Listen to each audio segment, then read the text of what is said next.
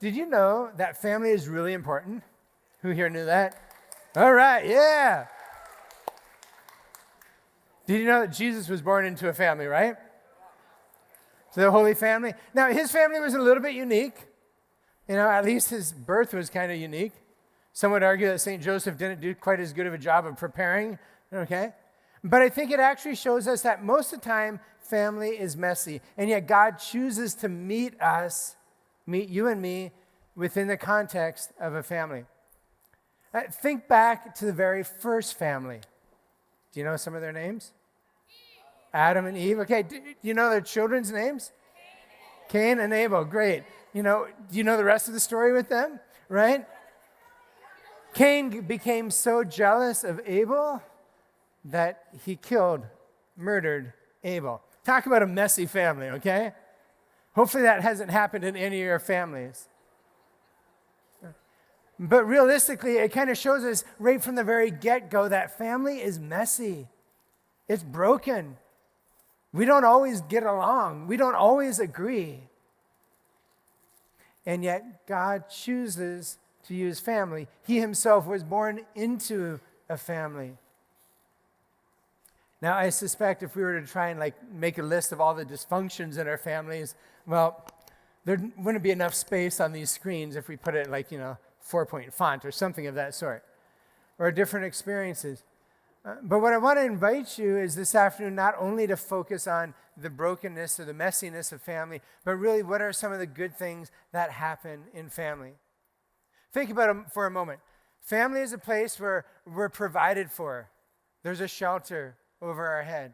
We have parents that provide for us. If you've ever held an infant, you know that the infant can do almost nothing on their own, right? They eat, poop, and throw up. It's about the only things they do and sleep. And then cry. Thank you, I missed one.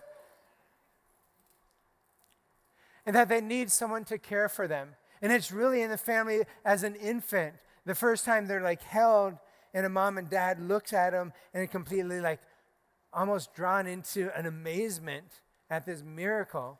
If you've ever held an infant, you know that. And it's the first time that an infant begins to experience love, or where they're held over their heart, and they're cared for, and they're embraced. My brothers and sisters, dare I say that God does the same for us. And that he sends many people into our lives to be able to hold us, to care for us, to nurture us, to support us. Sometimes, however, those people don't always meet the expectations we have. In fact, I would argue sometimes they might not even be capable of loving you the way that you desire to be loved, or the way that you need to be loved. There's probably a whole wealth of reasons behind that. Maybe they didn't experience it themselves, or out of their own brokenness, out of their own sinfulness. And yet God desires to restore a family in such a way that it would become a place that is very much life-giving and nurturing. You've probably heard this term before, that the family is really the domestic church. It's the first place that you should be learning your faith. It's the first place that you learn to pray, that you learn about God. Even begin to learn about the mercy of God. At times when we've been, either scolded or grounded or corrected, and because we've done things wrong. And let me tell you, I did not come from a perfect family at all. Before I was even in middle school, my parents were divorced. And my mother lived on our second farm about 2 miles away. And for the next 5 years, I lived between two houses. Literally, the bus would drop us off wherever we told the bus. Yeah, we're at Dad's tonight, or we're at Mom's tonight. And if we weren't at one place in the morning, they knew they would pick us up at the next place. And I would say that it wasn't anything close to ideal. In fact, in my own life, by the time I got to become your age, I fought a lot with my father. Maybe in some ways we're very similar. Very strong-willed, independent. Except my father owned the farm. And it was expected, not even an option, that we were going to work all summer long on the farm. And there were many hours and many trials and challenges. And I remember at one point in time in my own family that by the time I think I was a freshman in high school, I got into a huge fight with my father. It was around Christmas time. And it was, huge, horrible, things were broken. And I said, I don't want to live here anymore. In fact, at one point in time, I remember writing my father, and it was probably the most hurtful thing I've done to him. And it's like, I long for a father. I don't even have a dad. You seem to be dead to me. And I've reflected and prayed about that. In some ways, maybe it was a little bit like the prodigal child. That prodigal son is like, Father, give me my inheritance now. You're dead to me. I want to do my own thing. And sometimes we end up doing that in families. We do our own thing. We're completely with no regard whatsoever for those who have provided for us or cared for us. And we can look through Scripture, and there's a lot of times that there's broken families. You probably know the story of Joseph, right? It's how the Israelites ended up in Egypt. Joseph, the youngest of the sons, favored by his father, and his brothers all became jealous. They wanted to kill him. Decided to throw him in a cistern. Wait a minute, we can actually auction him off, get some money first. We'll just tell Dad that he died, and we'll be done with that brother of ours. I don't know, maybe you've wished that you've had a brother or sister, someone that was just out of your life because they're such a pest. I know for myself, growing up, I didn't get along great with either my brother who's younger or my sister who's older. And yet as we've grown in our faith, as we've matured, some really beautiful things have happened. Incredibly beautiful ways that God began to redeem our family, began to redeem our relationships. A few years ago, my brother-in-law was killed tragically. And it was during the end of our conferences, I was able to go up and spend some time with my sister. And it was after the funeral, and I went up there and said, hey, I'm here just to kind of help you with whatever you need. Well, how long are you here for? It's like, I don't know, whatever you want. If you tell me to leave, I'll leave. Ended up being there for almost a week. And even though growing up our life was kind of messy and we fought, it was incredibly beautiful to be able to pray with her, to love upon her, to journey with her, and to turn around and fix things around the house. I love fixing things. It's one of the gifts God's given to me. Work with my hands, build stuff. And just plain old be a brother, a younger brother to my sister in a time of need. You know, I would have never experienced that or been able to give that to her if God hadn't turned around and started to help me understand how does family really supposed to function. My own family, as I said, was not ideal. But God started revealing to me other families. Families that started to help me understand, what my experience isn't God's only plan for family. In fact, he has a much better plan. I have a family when I used to work as an electrician before I became a Franciscan friar. And the town I was living in became friends with this family. They were moving and different things. I think now they have 12 children, maybe 5 or 6 grandchildren. And just to kind of enter in, and it's like their children, a very affectionate family. I have 2 nieces, and I go home, and they'll spend a minute or 2 with me and might not spend much other time. But I'd go visit this family, and they had a 3-year-old. I was there one morning at breakfast time. The 3-year-old literally climbs up on my lap. All they want to do is kind of squeeze and cuddle. It's like, aw, it's okay, you can do that, right? Right, all the ladies, okay? And God started to teach me, it's like, no, this is what it means to be loved. She didn't want anything other than my attention, to be able to look at her, to smile with her, and to hold her. Beautiful. I kind of consider them one of my adopted nieces and nephews, so to speak. There was another time I was visiting a family. They had 4 children. The youngest was 2. And he was doing something that he probably shouldn't have been doing. And Dad was there, and Dad kind of said, no, please don't do that. And the child looked up, and you could tell that the child understood. I was amazed at how much small children really actually understand. And he's like, when it's like, no, don't do that. And then he like threw it, tried to make a game out of it, right? And I remember Dad picking up his son in such a way that the son knew that he had done something wrong, and simultaneously knew that he was loved by his father. There was no fear that child experienced from the father, even though they knew they were being corrected. Okay? That was like, poof. Wow, my brain was just blown. I had never experienced ever seeing someone corrected, that it wasn't like, shame on you, or someone yelling. And it was completely out of love. My brothers and sisters, that is what God intends for family. That it would be a place of nourishment, a place of growth, a place where we begin to grow in virtue, where we don't just let things slide because, well, whatever. But that we care so much that we want the best for that other person.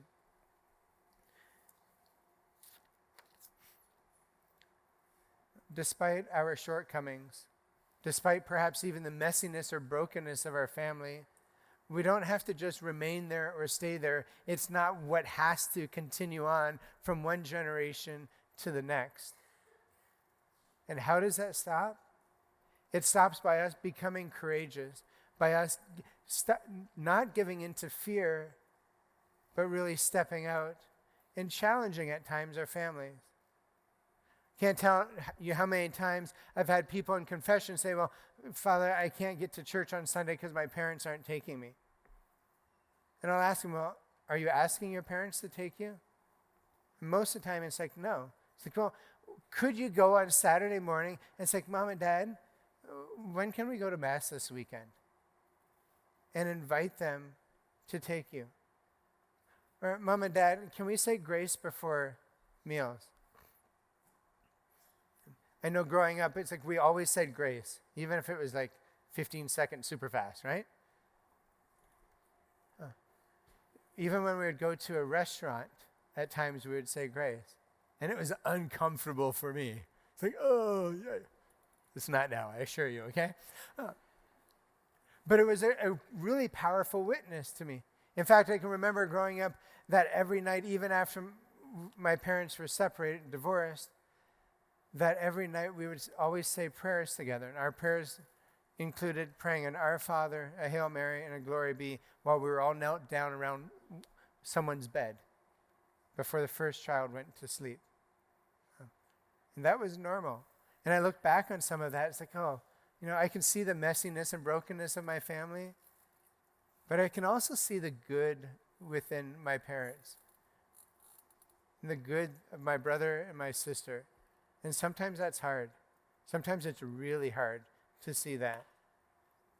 If we think back again to that story of the prodigal son, or maybe better named the merciful father, it actually gives us an insight into families. That one of the most important things we can do when we find ourselves in the messiness of families is really to be quick to try and forgive. Quick to be able to let go of the shortcomings. Quick to let go of those times when, Mom and Dad didn't let us do whatever we wanted to do. And how do we do that? By simply inviting Jesus to help us to forgive. It's like, Jesus, help me to forgive, name the person. Or Jesus, I forgive, name the person for it, name the thing. It's part of how we can begin to prepare ourselves to reconcile, right? Because there's a difference between forgiveness and reconciliation. Forgiveness is really an act of our will. It's something we do on our own. We choose. Reconciliation requires both ourselves and the other person. And by the way, if someone in your family or a friend comes up to you saying, please forgive me for being sarcastic at you or making fun of you in front of others, You know what the proper response is? It's not like, oh, that's okay. No, it's not. Proper response is, I forgive you. That's how reconciliation begins. One person asking for forgiveness and the other extending it, giving it to the person. I wonder if we began to be intentional in forgiving, if we began to become more intentional in praying with each other in families, and maybe you come from a family that prays regularly, praise God. But if you don't, perhaps ask God this weekend, it's like, how can you have that conversation with your family? What little new practice, new custom, tradition can you begin in your family that helps to bring God more into the family? Sometimes our fears would stop us from responding or acting. But as we've been hearing this weekend, God's actually calling us to be fearless. We don't need to repeat mistakes that we've perceived or experienced within our families. Should one day you become married, or if you're already married, you don't need to continue to repeat mistakes. When we invite the Lord Jesus in to sanctify and make the family holy, profound, beautiful things happen. That one family I was sharing you about with the 12 children, it's an absolute joy to go to their place. Is it organized? Absolutely not. I've never stepped over more socks and shoes and other things walking into the door of a house than into their place at times. Okay. But the way they care for each other, the way they serve each other, the way they love on each other, the way they goof around, absolutely, profoundly life-giving. Each of us are going to have a different experience of family. Each of us are going to have different struggles that we recognize in our messy family. No family is perfect. Okay? I always felt bad for St. Joseph.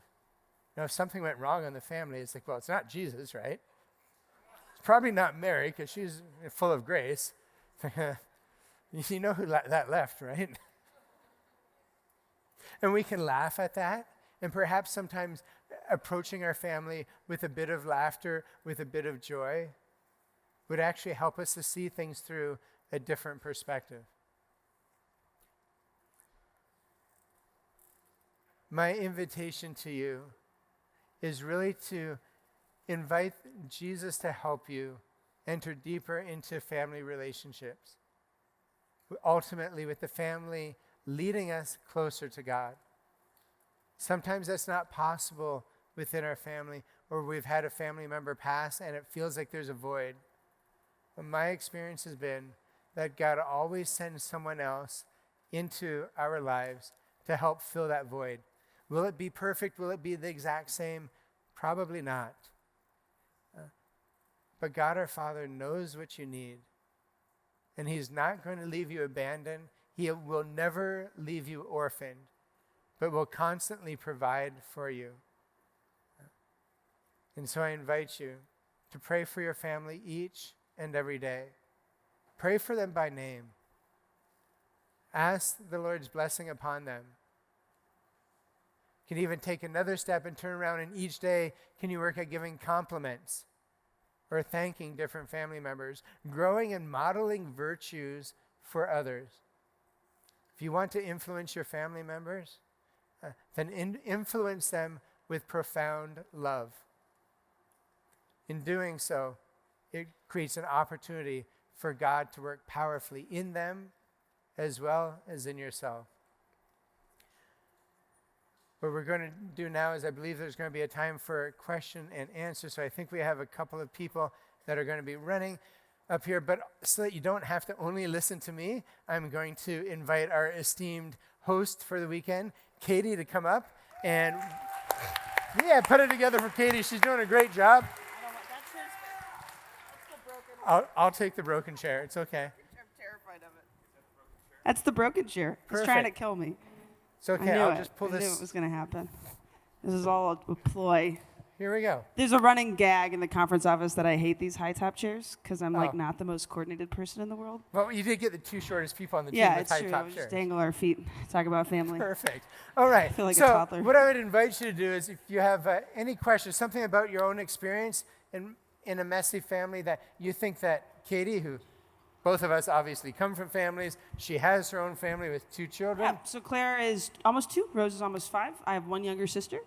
I'm all about normalized small Catholic families because my mom and dad couldn't have more than 2 kids. And on my first day of college, I did not go to Franciscan, so this is a knock on where I did go to school. A guy was like, how many people in your family? I was like, oh, there's 4 of us, my mom, my dad, me, and my sister Laura. And he went, oh my gosh, are your parents not Catholic? And yeah, haha, right? But like also like total jab at, families are different sizes. We have 2 kids. We're open to having more. That's the beauty of being a family that practices NFP. And I say a family that practices NFP because it is a family practice, discerning the size of your family. It's not always perfect. My husband and I have gone to counseling 3 different times for our marriage, and I think that should also be normalized because sometimes you just have ish that you need to talk about, and you need to learn how to argue, and you need to learn how to pray together. And there's wonderful Catholic marriage counselors out there. So all about that. Folks, I see some hands already flying. There's one in the back. There's one over here. The folks with the magic microphones. I got it. Never seen the movie. Sorry, that was not a reference. Avengers was on at the hotel. That's what I was watching, I promise. Great. Hi, my name's Hannah. So my question is kind of about navigating, I guess, transitions in family. So I know this is like a high school, geared to high schoolers. So, as you get older, how do you navigate taking autonomy with your life and your beliefs and your practices while also still following the commandment to honor your mother and father? That is a great question. Notice how Katie already tossed it. We're going to toss it. There you go. I got it. Nose goes, yeah. So the question was like, how do we grow in our own autonomy? And I think part of it is, obviously working with your parents. Should you have the exact freedom that you see, your friend Billy or Jill or whoever it is, that seems to be able to do anything with no curfew whatsoever at all? I don't know that's always an appropriate thing, at least in high school. Having some, boundaries, appropriate boundaries, safeguards are really good. Even when I entered into religious life, I kid you not, my first night in Washington, D.C., which is our professed house, we got some from the district. So I was in vows, and I'm already, 29, 30 years that old at this age, or at this time. Whoa, let me try that again. And my director said, be back in the house at 11 o'clock at night. Nothing good is going to happen after 11 o'clock at night. Well, if I wanted, to tell him, who are you to tell me? Well, he was actually my superior, so he did have some authority over me. We might not always like the boundaries that our parents set. And I think that's at times where it's important to have an honest conversation. If your conversation is screaming at each other, it's not honest, and it's probably not going to be fruitful. But if hey, this is why I would like to do this. These are my reasons behind it. Here's why I think it's a good reason. Here's how I'm going to stay safe and prudent. How can I meet your expectations and actually have a conversation is really important. I was talking with one mother recently who has a 16-year-old, and she was telling me, yeah, Father Jonathan, my daughter started dating, and that's weird. It's our first child that they're dating. And the person that my child's dating, they're not Catholic, and we can already see some bad influences that they have. And it's actually, she said, it's actually been really good because we've been able to have this conversation with our child. Do you recognize how this person is doing X and how they treat their parents? And it's actually become an opportunity for growth. And I think that's one of the ways we allow God to sanctify our family. But if we want to take autonomy, and it's like, parents, I'm going to ignore you, the heck with you. Sorry, there's still that commandment. The honor your father and mother.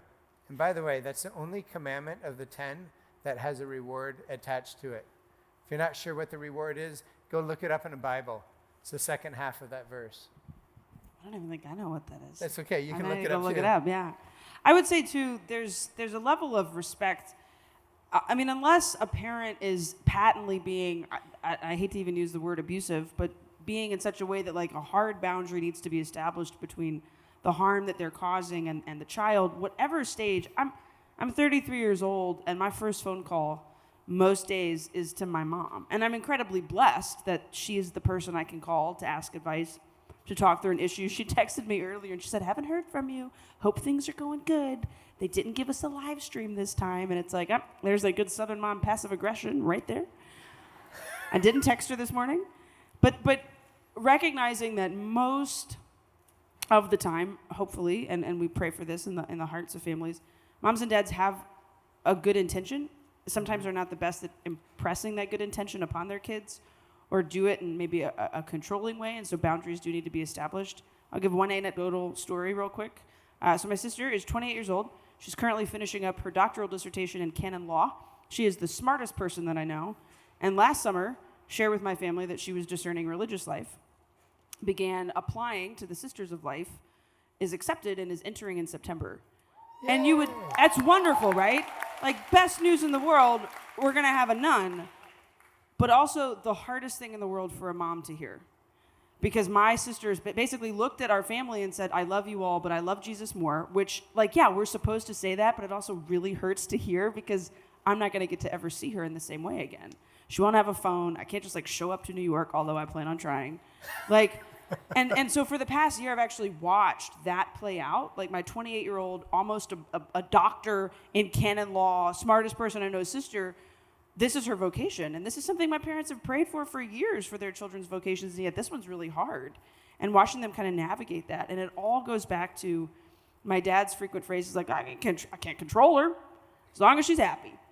And like, I think that needs to kind of be what goes into family life. We can't control each other, but we can work together for each other's happiness. And if that's our goal, I think we'll get to heaven. One last thing to add on to that. I think it's really important to give your parents the benefit of the doubt that they really want your best interest in mind. And I think that's hard because often, especially in adolescence, we want the autonomy. We want to be able to do what we desire, kind of thing. And we don't think our parents know anything. Okay? Sorry, that's a lie. They actually do know things, just they see things. And then one day you turn into them, and it's terrifying. In a good way. But yeah, you All say right. things that they would say. All right, I think there's more. Next question. We got a couple of hands up here. There's a mic in the back. Oh, in the back, yes. I'm Thomas, and I had a question about bringing in a family member that left the church and trying to bring them back in. What is the best course of action to do that? Evangelizing your family is one of the hardest things you can do outright. Like if you turn around and say, hey, you need to get to church or you should be back in confession, they're probably just going to punch you. Don't go that way, okay? But in all honesty, at least from my experience, it's loving them where they're at. It's trying to respect them, trying to care for them, encourage them, not to be ashamed of your faith, but not trying to impose your faith upon them. And giving witness. If it's bringing you joy, at a certain point, one would hope that a family member would wonder where that joy is coming from. Sometimes a person disaffiliates for a variety of reasons. It's not necessarily your job to proselytize, it is your job to love. Because you catch more flies with honey, to be quite honest. Good afternoon, everyone. I had a question about personal loss. If you lose your father or your mother, how do you go on after that? And how do you help your family go on after that? Wow, that's a great question. First of all, to anyone who has lost an immediate family member, my condolences to you. And grieving can be a big difficulty, but it's not the end. And I think it's important to recognize that each person grieves differently, and the time frame that takes and what it looks like can be unique for each person. And yet, you're not alone. When my sister lost her husband, which obviously was very tragic, she actually just went to bed, and the police showed up at her door to tell her that her husband had been killed in a motorbike accident. And for her, there's different stages of grief, but one of the important things that she did was that she actually sought out counseling, group counseling with other people, so that she wasn't alone, so that she had others to journey with them. Within a family, I think one of the things that I share often at a funeral would be, can you remember the good things, the blessings, those great memories of a person, and that they're actually gifts from God, gifts that can bring consolation to our hearts. Can it be challenging at times? Absolutely. But even that is a gift. When we find ourselves mourning or hurting because we've lost a family member, it actually is because we love them. And to love them is really good. We can also kind of take a step then and say, well, if it hurts me so much because this person passed away, we can just begin to imagine how much it hurts God if we turn away from him. And so it's an opportunity, once again, for us to open ourselves to God's love and allowing that love to begin to permeate everything that we do in our lives. I think, too, there's a wonderful phrase we throw it around as Catholics sometimes. I'll see in the Eucharist. And there's great unity found in the body of Christ with the church triumphant, the church suffering, and the pilgrim church on earth.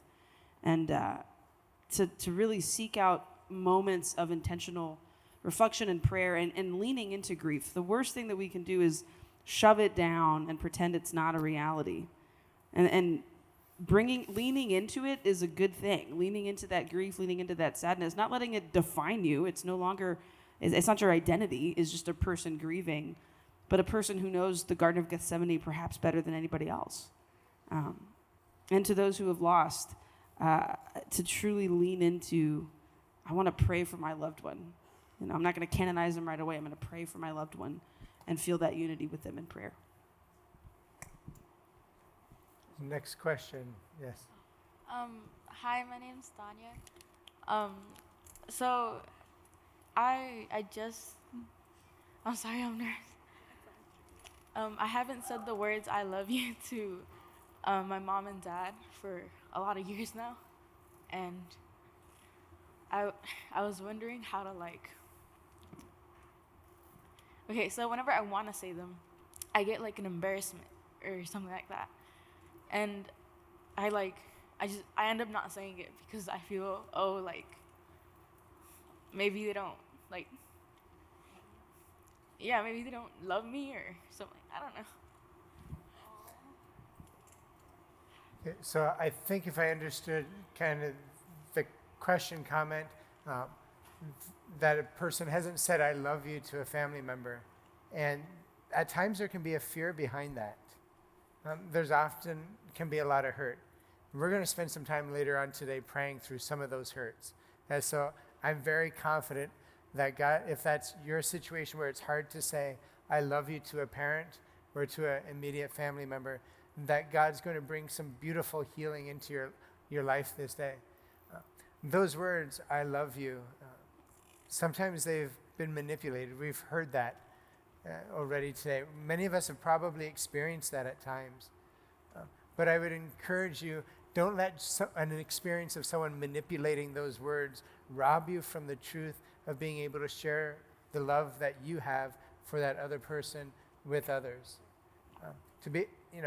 Our spoken word is profoundly powerful. Sometimes I don't think we realize how powerful words are. There's that little rhyme, giddy thing. It's like, "Sticks and stones may break my bones, but names will never hurt me." Bull.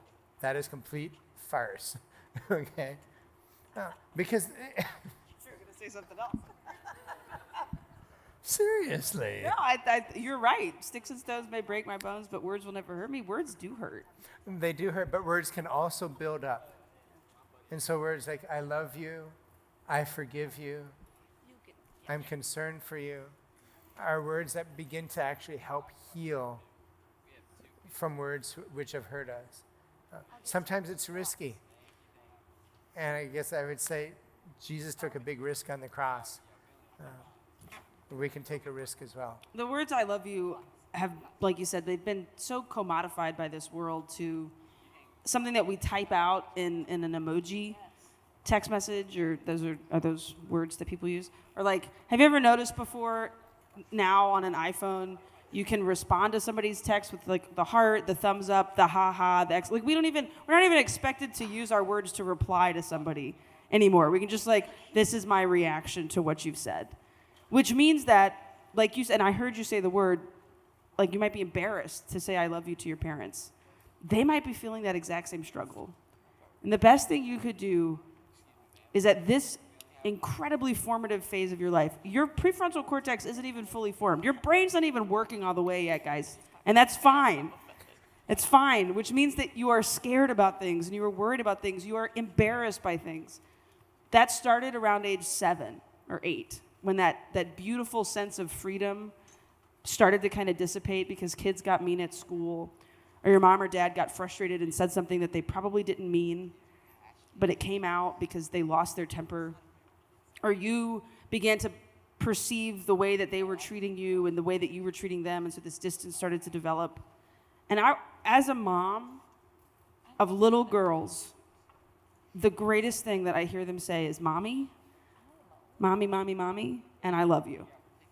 And my husband and I are like obnoxious about how frequently we tell our children we love them. Like we are going to be those annoying parents at the softball and the soccer games, like with the signs and the, like even if they're on the bench, like who needs an orange slice? Like we are going to go full on with that. And I think it's because that was done for us. And at a certain point, you will discern family life. You will discern a vocation. You will potentially look at somebody else and say, I want to get married. And can you perhaps heal that next generation of your family? Think of it in more eternal terms. Which means that, and I say it lovingly and I say it from the heart of a mom, get over yourself and go home next weekend or whenever you get home tomorrow or Monday and look at your mom and dad and tell them, I love you. It might make them really uncomfortable for a second. They might tear up. They might turn away because they might not have said it back to you in a really long time. But healing only starts when we allow it to start and we are willing to take that step and get over that fear that might be driving us. And I know that might be really difficult. If you want to chat about it a little later, we certainly can. Yeah. Thank you for the question. Oh, no.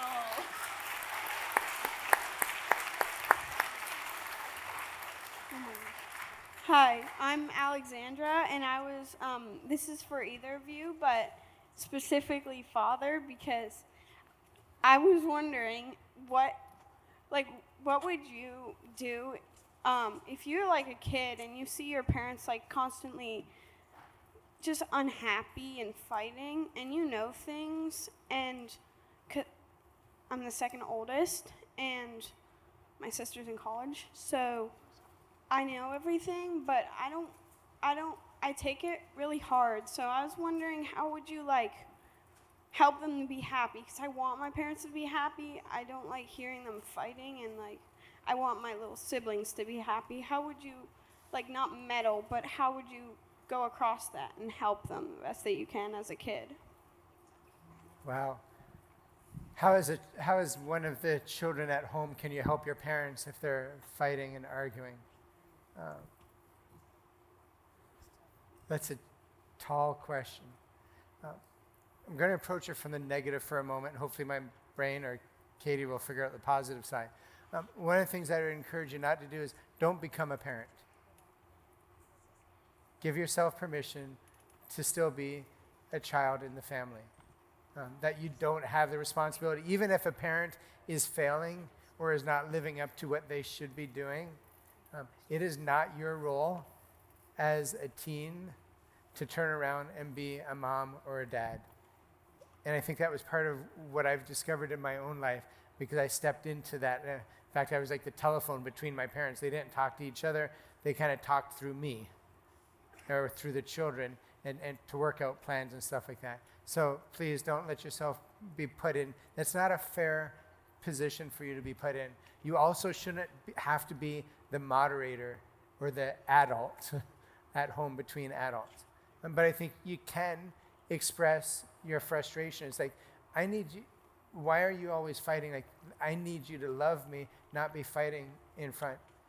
And sometimes that might mean that you need to write it in a letter because it's too hard to say it to them face to face. And so maybe to write out a letter to each of them individually if you want, expressing your concerns, your frustrations, and even your needs, and say, hey, this is a way that I recognize I have a need here. And it's not unrealistic to be able to present that to them. They may or may not respond the way that you want. And that's where us praying for our parents, especially in those difficult situations, and really asking Jesus and the Holy Spirit to help us to be able to communicate in those difficult times is going to be really important. The other thing I would encourage you, if you write a letter, it's not to write it and instantaneously send it, give it to them out of emotion. Write the letter, sit on it for a day or two, read through it a couple of times, pray with it. Maybe you have to make a couple of changes. Great, most of you just type, you don't actually write anymore. So it makes the changes even easier before you hit print to give it to them. That letter that I said I gave to my father, I actually slipped it in his suitcase as he was going on a business meeting. And he called while he was gone I think he was gone for a week or something of that sort.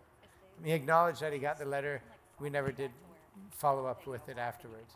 Maybe I should have, but I think I was fearful enough that I didn't want to. It's okay. God was working through it. Okay, Katie's going to pass. Yeah. Father and Katie, do you have time for 2 quick questions? I think so. Yeah. Lizzie, you want to go first? I don't know where you are. Oh, hi, I'm Julia. So the thing, there's a lot of people looking at me. Hi. So the thing with my family is that we are all extremely different. And I tend to be the person in the family who's more disconnected. I'm more quiet. But when I'm with my friends, I'm more talkative, obviously. But when I'm with new people, it's sort of terrifying for me. But with everybody else in my family being extremely social, the only thing that we really have in common is our religion. And my sister, she prays like a lot. And I pray the normal basis, I guess, but enough. But I think I'm trying to find a way to connect to them where we can like all be together instead of constantly yelling at each other at like the dinner table, and like actually have a genuine connection, not just with religion, but despite our differences, being able to come together and love each other. And we do love each other, but I feel like there's like a brick wall sometimes. So you're wondering how to build that connection? This is going to sound super lame, but I am an advocate for board games. Big time. I know it seems lame. But my mom kept a skip-bo deck in the junk drawer of our kitchen. And when we would get home from school in the afternoons, my sister and I are 4 years apart and went through a very rough patch when I was in high school and she was in middle school because she drove me nuts. And we would get home from school and we'd throw our backpacks on the hooks and we'd change out of our uniforms and we'd have to come downstairs and play a round of skip-bo. And it was sometimes done in like angry silence, and sometimes we would just end up like venting about our day. I think it was over a game of skip-bo that my husband asked for my hand in marriage, actually, because it's like so critical to our family's life. I wasn't there, but I heard the skip-bo deck was involved. Uno, Bananagrams, Mexican Train. There are so many games, and I know that seems like a super lame thing, but everybody's objective in the game is to win. So 1, you've got something in common, kick each other's butts. 2, it gives you the opportunity to just kind of be silly and turn off this need. And maybe it's not board games. Maybe it's like some external activity with your family. Maybe it's like my husband and I, the way we wind down is watching television. We'll turn on a sitcom and just laugh about it. Find something external that you can have to do. And sometimes that will foster that familiarity and those inside jokes and those moments of connection. That would be my one very practical tip. And I'll throw in there just very briefly. This is something I've learned from a religious life when I've had a difficulty with one of my brother friars, is change the environment. And so it's like going out for a meal together to talk with that person. If I'm in a spot where they're in authority over me and I'm in their office or they're in my office, there's automatically someone is already on guard. But when we went to either for a walk, whether it was around campus here, or went out for an ice cream or something simple and got into a neutral environment, we were able to listen to each other a lot better. And being in a neutral environment typically helps things be diffused a lot more because they're not going to start yelling in the middle of a restaurant. That's just way too awkward and uncomfortable, so you can actually have better conversations. All right, last question, real quick. So, Father, in your talk, you were talking about forgiveness. So I've heard before, it's not just like forgive and forget. How do you, as, a Christian or Catholic, forgive someone without, forgive them properly without them, being able to take advantage of you? That's a great question. Forgiveness really is like canceling the debt that is owed to us. And we can cancel that debt, and the next day that person might do something to us again and have another debt owed to us. Like if, I don't know, what's a good, Katie turned around and punched me, okay? I could turn around and forgive her. She might tomorrow come up and boom, give me a big old black spot on my shoulder, whatnot. I get to decide whether I'm going to forgive her again or not. Forgiveness, hopefully I do, because if I don't, the unforgiveness creates a hardness in our heart. And where forgiveness actually begins to soften our heart. But the other things I would encourage you to do is don't just say the words, I forgive, and it's a prayer. It can be to the person, but it doesn't have to be. But actually pray for the person. And not even say, Jesus, make them stop doing this. You could do that, but it's like, Jesus, would they know your love in their life? Would you pour forth a blessing upon them? Those types of prayers cause our hearts to grow. And we let the Lord God bring forth 100-fold out of us instead of allowing ourselves to become restricted or even dehydrated by unforgiving. And sometimes we can't change the actions of other people, but we can choose to not let their actions become an ongoing injury for ourselves. Last phrase, I lived with a brother at one point in time, and he said, it's like, they're free to get over it. So if they're not happy with something about me, they're free to get over it. And I love that little phrase. It's like, I'm free to get over letting someone hurt me. I'm going to give you a book recommendation. It's called Be Healed by Dr. Bob Schuchts. Amen. It is the most transformative book I've ever read about how to forgive people. Forgiveness doesn't just mean that you've released them of the debt that is owed, right? It's an awareness in your heart that you are no longer holding hatred for them. Restoration still has to happen. If I break the window, I can look at the person and say, I forgive you for breaking the window, and still expect him to fix the window. And Dr. Bob's book walks through in very intentional ways what that healing process looks like in tandem with forgiveness. I'm pretty sure it's in the bookstore. He also has a podcast. So great. Thank you, everyone. Thank you, Katie.